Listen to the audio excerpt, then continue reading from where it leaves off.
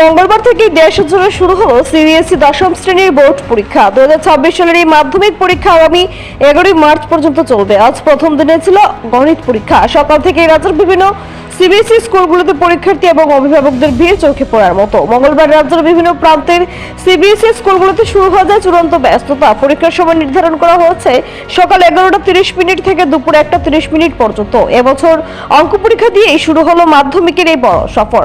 মঙ্গলবার সকাল থেকেই ছাত্রছাত্রীরা তাদের অ্যাডমিট কার্ড হাতে নিয়ে স্কুল গেটে পৌঁছতে শুরু করে। অনেক জায়গাতে দেখা গেছে শেষ মুহূর্তের প্রস্তুতি সেরে নিচ্ছে পড়ুয়ারা। কেবল পড়ুয়ারাই নয়, সন্তানদের ভবিষ্যতের কথা ভেবে অভিভাবকদের মধ্যেও ছিল চাপ ও উত্তেজনা। সময় মতো সন্তানদের পরীক্ষা কেন্দ্রে পৌঁছে দিতে তৎপর ছিলেন তারা। প্রশাসনের পক্ষ থেকেও পরীক্ষা কেন্দ্রগুলোর চারপাশে নেওয়া হচ্ছে বিশেষ নিরাপত্তা ব্যবস্থা। নির্ধারিত নিয়ম মেনে 11 মার্চ পর্যন্ত চলবে এই শিক্ষাবর্ষের মাধ্যমিক পরীক্ষা।